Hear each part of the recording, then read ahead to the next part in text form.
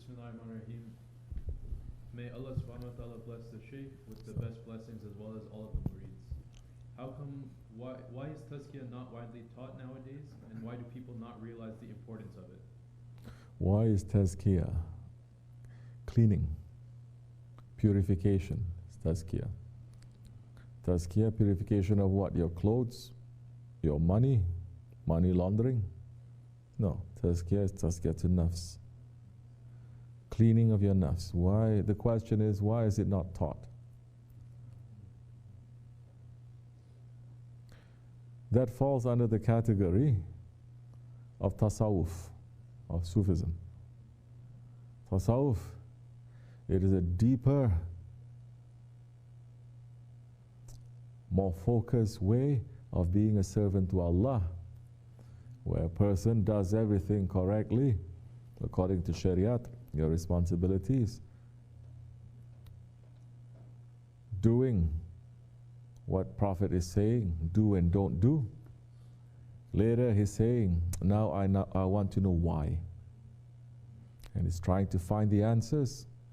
And he does, not because to gain paradise, or he don't do, not because he doesn't want to be punished, but now he's doing, and he's stopping, and he's going deeper to return to Allah.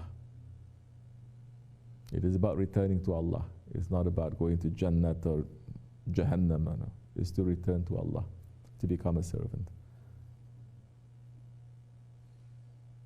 So this is tasawwuf.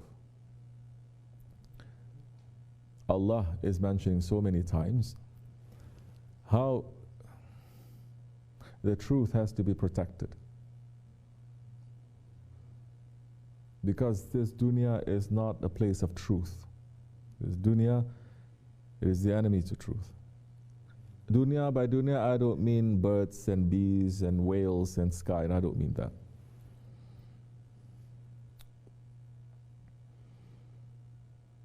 I mean the materialistic things that man is going to see, to say, this is all that exists, and there is no Allah, there is no Akhirat, and this is all mine.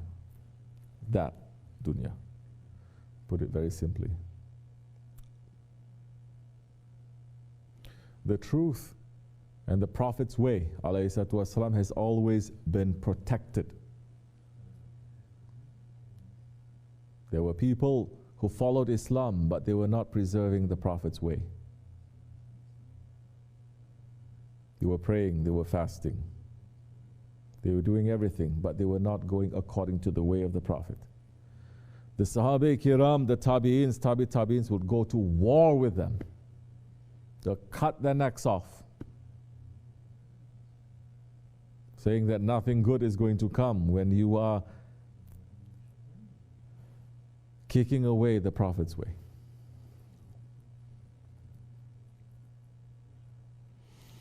All enemies of Islam, they were coming not to destroy Islam, because they know Islam cannot be destroyed. But the whole aim from that time until now, it is to destroy the Prophet's way. And the Prophet's way is tariqat and tasawwuf and Sufism. The why you are doing it, to become a servant. Understanding that and to return to Allah. This is the Prophet's way. And to preserve the Prophet ﷺ's way is not just with reading and writing and making a zikr, but there's a whole system that is there. It's called Khilafat. The Khalifa, the first Khalifa, Hazrat Abu Bakr Siddiq, he did not say, I'm Khalifatullah. He didn't say, I'm Khalifa of Allah. He says, I'm Khalifa, I'm the representative of the Prophet. Hazrat Umar saying, I am representing Abu Bakr. I'm not even representing the Prophet. I'm representing Abu Bakr, who's representing the Prophet. And the Prophet is the one representing Allah. And that continued and that continued. So there's a whole system that preserves this, that protects this truth. What truth? The only truth. La ilaha illallah. That doesn't end there. The Jews believe in La ilaha illallah too. There's some other ones also. They say there's only one God. No other things. There's only one God. It is not complete. Your religion and your Aqidah is not complete if you don't say Muhammad Rasulullah. You cannot say there is only one God, but I am a prophet of God. So many Muslims are saying that today. They're saying there's only one God, but I want to follow him according to my own intelligence. Now there's one stupid squarehead idiot in Turkey. He's saying the Quran is a wrong arrangement. Ahir Zaman. If that was said that time, you know what's going to happen. Person cannot even say. They are going to rearrange him. Don't you know, during the Prophet ﷺ's time, every Ramazan, Hazrat Jibreel ﷺ would sit after the whole Quran was completed. The Wahy was completed. Everything is completed. Then Hazrat Jibreel is going to said to the Prophet ﷺ, now recite the Quran. The Prophet would recite the Quran from the beginning. Bismillah ar-Rahman ar-Rahim. Alhamdulillahi Rabbil Alameen. Up to the last ayat. What is the last ayat? One nas, mankind. One nas. Bismillah, nas. Every Ramazan, the whole, and then Jibreel alayhi salam would listen, say, until the Prophet passed. And that arrangement is a divine arrangement, and not Prophet only was memorizing that. If you put on paper, it can be changed. You memorize, it can never be changed. But it was memorized by thousands of Sahabis. And it was also written just in case. Nowadays, nobody wants to memorize. You don't even know your phone numbers.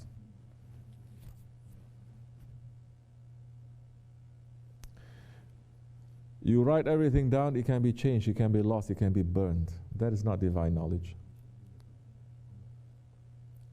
And that memorized Quran has been going on for 1400 years. Up till today, it is still, don't you know, mujizat. Allah is saying, this is easy for you to remember. It is an easy book. You get from 6-year-old to 60 years old people who can memorize just like that. The only holy book that you see people memorizing, thousands, hundreds of thousands, that they are preserving. In fact, the people who memorize, they're not called memorizers, they're called hafiz, protectors of the Quran. So now everyone is saying La ilaha illallah, but now this one is saying Anna Rasulullah, some saying technology Rasulullah, some saying philosophy Rasulullah, some saying dunya Rasulullah. Everyone is following their own prophet, but still claiming they're following Allah. No, you follow Allah according to the prophet, because Allah sent Islam and the Quran not to you and me, but to the Prophet ﷺ.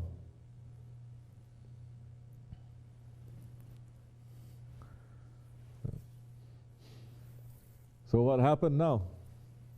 Why there's no tazkiyah?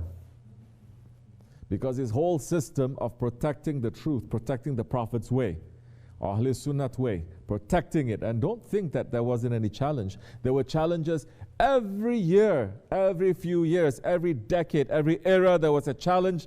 Not some people saying there's not one group, not one Facebook group, not one .org. We're talking about from huge mass movements from the ground to rulers who wants to change Islam.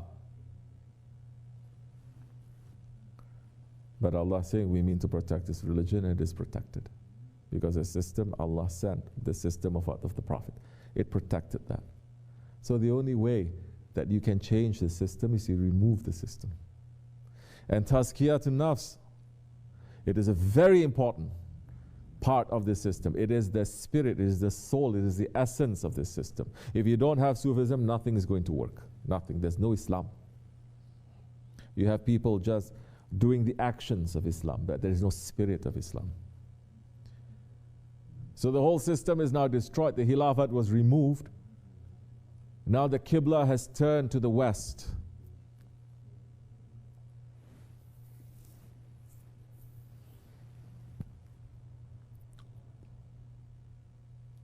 They're not running after scholars. They're running after sheikhs. They're running after salihin. They hang them from the roadsides. They finished off generations. It's done. And they put a version of Islam. Yes, there is a version of Islam, because our Prophet ﷺ is saying Islam is going to be divided into 73 different groups, but only one is saved. He didn't say all of them they are saved, like so many Muslims now. Scholars, they are saying, no, don't worry. Everyone is correct. Prophet is saying only one is in safety. The rest, they're bounding to hellfire.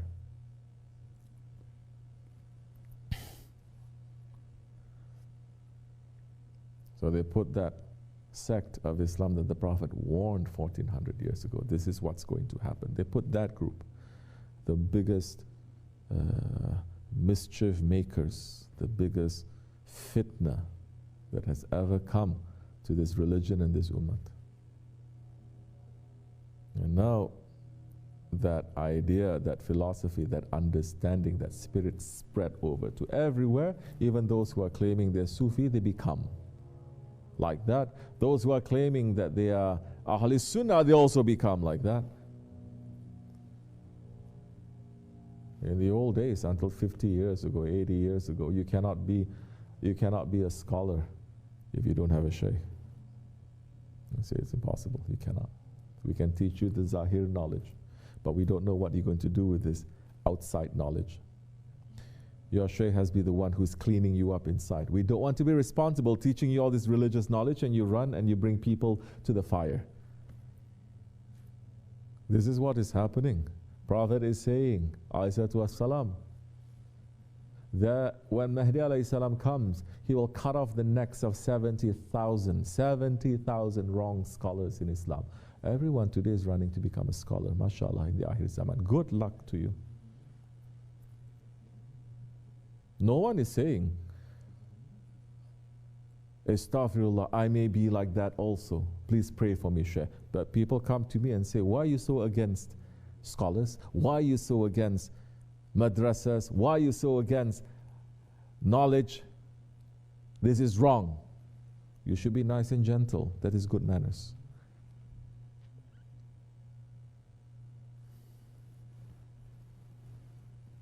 Why are you so against ulamas and alims? Because we're living in the Ahir Zaman. Because the alims and the ulamas, even in the time of Khilafat, they do not act independently. They don't. They don't. Those who are in truth, even if their necks are cut off, their teachings will continue. Those who are not in truth, they act independently, their necks are cut off, and everything is finished. Because Allah is saying, we will protect this religion. The people come to me and they say, this is wrong. You're teaching your people not to learn, not to know. So be an idiot. You squarehead. You see, become Wahhabi. You squarehead. What you need to learn as a Muslim, if I tell you don't even know what the 54 farz is. This is what we know. This is fardu ayn. This is what we know, which nobody even teaches these days. You want to become a scholar, but you say, you don't even know how to enter into a toilet.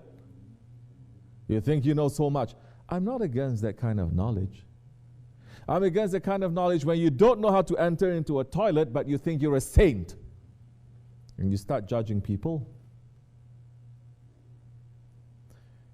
And instead of advising people how to become better, you're making them to become more and more arrogant and stubborn and blind. 70,000. Hazrat Mahdi is going to cut their necks off. These 70,000, they are representing only the tip of the iceberg, because there are millions that are following them. Yes? Celebrity scholars. You ask these scholars, do you have a shaykh? Who is your shaykh? What is his lineage? Where is he getting his permission from? What was he before? Who is interested in such things? But you know how to say, no. Every hadith has to go through so much, how you say?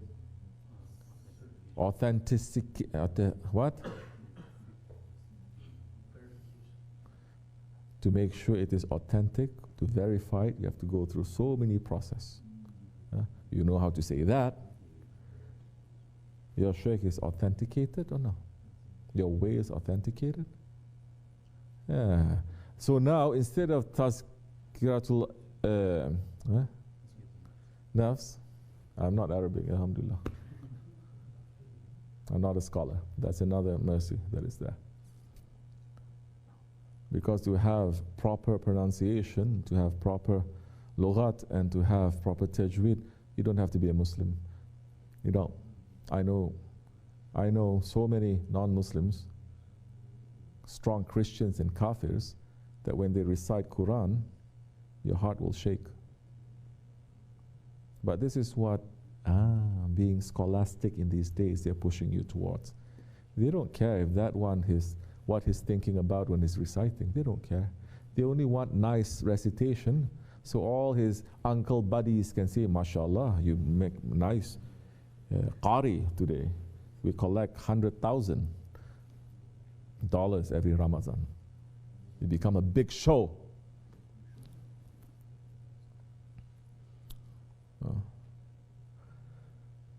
So when they destroy the system and they destroy the sheikhs and destroy the schools, and everything is going under. That's why people are not interested. Don't you know people enter into tariqats either to, I'm oversimplifying of course to drive home a point, either to sing and dance and feel really nice, or to get powers from Malakut, to put things on people, or to make things to happen. Who enters for their spirit to be purified? Oh, my spirit is purified. I say Allah, Allah, Allah, spirit is purified. This is mashallah to you. Parrot can say Allah, Allah, Allah too. Recorder can also say Allah, Allah, Allah too. A munafiq can sit next to the Prophet and kiss his hand and eat from his food. It didn't change him. It didn't change him. But who enters into tariqat to take away the hypocrisy from? Very, very few. Very few. So many just enter into tariqat also just, for adventure. Say, oh, this one? Oh, yeah, I must follow this shaykh. Because ask anything and then he's going to give to you. So, like Santa Claus, Krampus, Mampus. It's wrong. I'm not saying the shaykh cannot pray for you. It's coming from Allah, yes. I'm not saying that certain things are not going to be open to you. I'm not saying that your heart is not going to be light when you are singing, you're doing, but that should not be our focus. The focus has to be to clean yourself, to purify yourself. The zikr and the prayers, the singing and the dancing, doing all of that, you don't have to be pure to be feeling all of those things. You don't.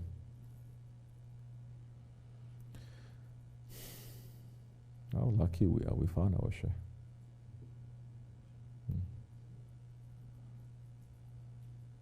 How lucky we are that he pulled us from our mess. May Allah help us. We are weak. May Allah help us to be strong in this way. In dunya and akhirat, inshallah. Al-Fatiha.